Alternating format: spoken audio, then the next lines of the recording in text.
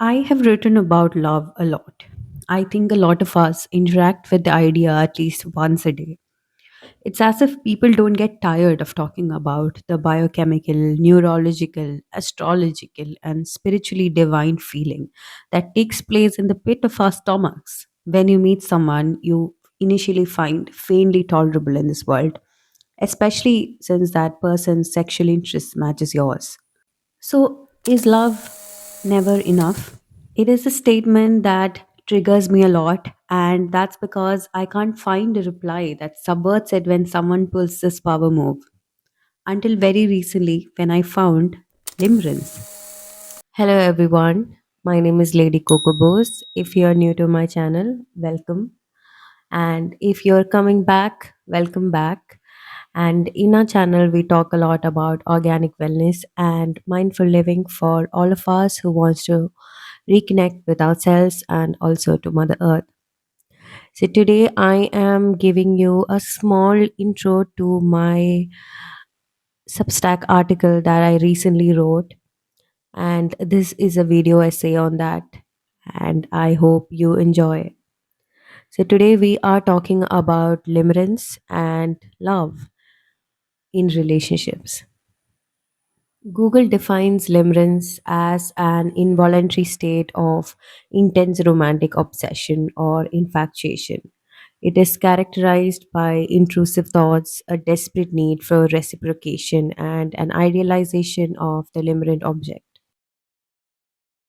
Intense romantic obsession, intrusive thoughts, need for reciprocation, and idealization. Limerence sounds very love like.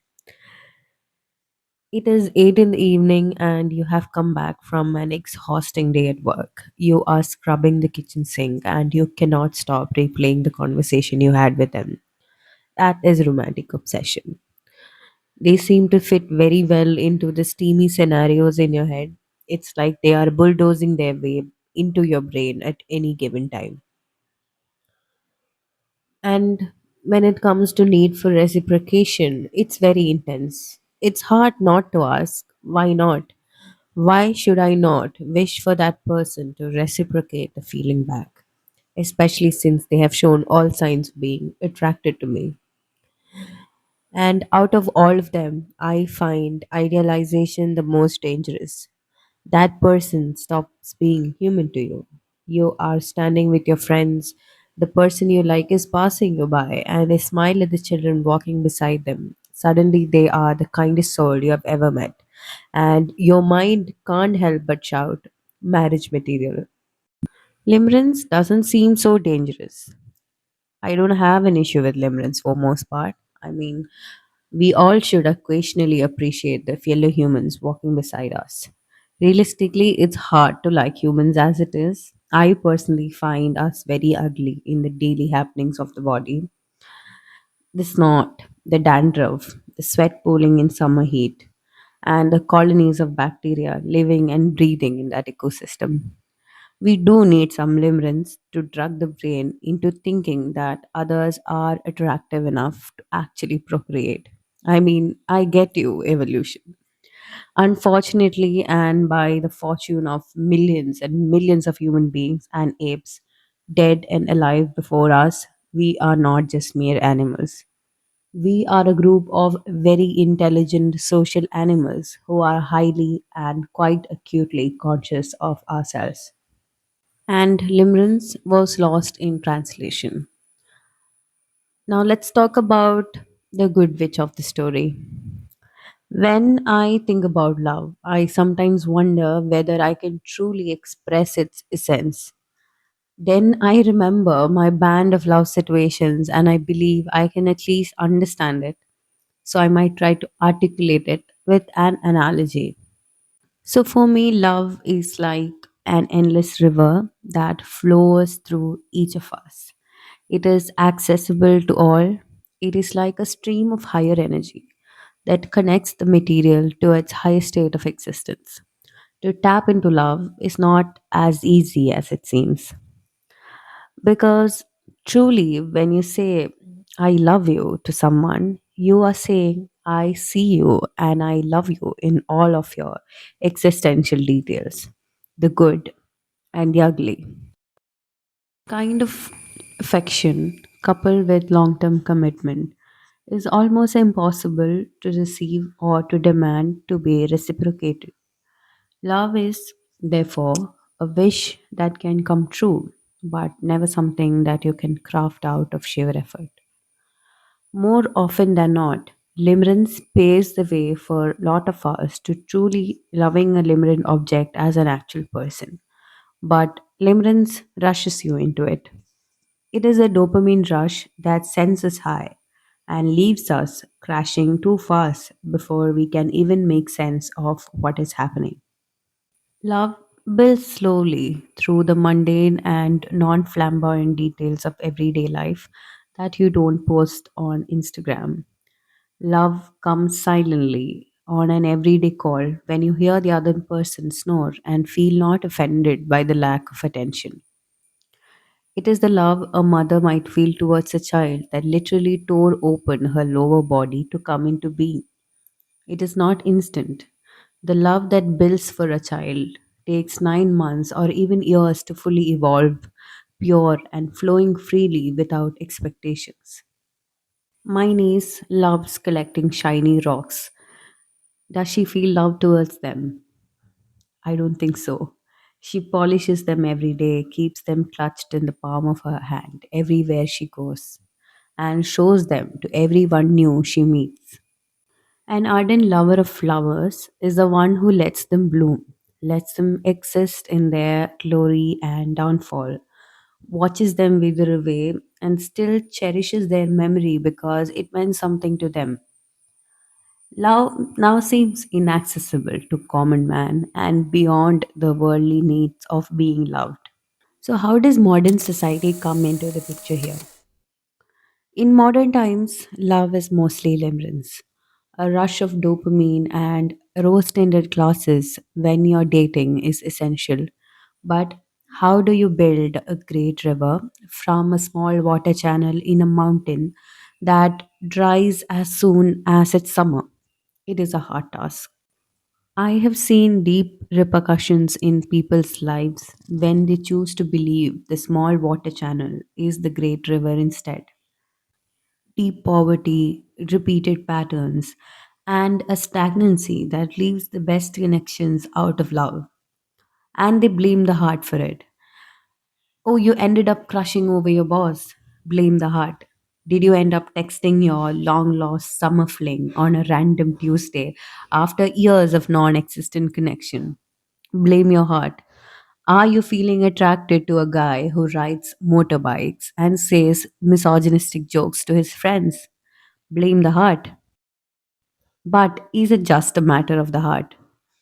I would like to point out that the heart that I'm talking about isn't the blood pumping organ that sits in your chest, but rather the other side of the brain, the active subconscious that understands and drives you 24/7. But yes, the heart is a brain thing ultimately. Now, how is the subconscious shaped? The subconscious is shaped by your lived experiences, the experiences that you inherit, the memories of your parents, the traumas of generations before you, and all the inherent traits to give you a smooth ride in the world of evolution. Social conditioning plays a great role in shaping your lived experiences. So it is quite right to say that it shapes your subconscious in more ways that you can imagine. So, is real love a matter of the heart alone? I believe not. It is a bodily experience, and all parts of your body should take an active part in it. And that includes your brain, your animal instincts, your need to procreate, the drugging high of the emotions should be coupled with a fair knowledge of yourself, patterns of thoughts, pre programmed responses of your nervous system, a conscious decision of growth, and if you want to take it a step further, your sense of purpose. So I encourage you to find the reason that you feel attracted to misogynist motorbike guys and make a brainy and conscious decision to stop.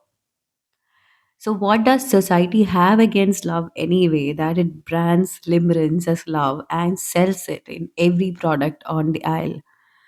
Because I believe love, the great river, builds slowly, ebbs and flows, and thoughts, societal structures of order and hierarchy.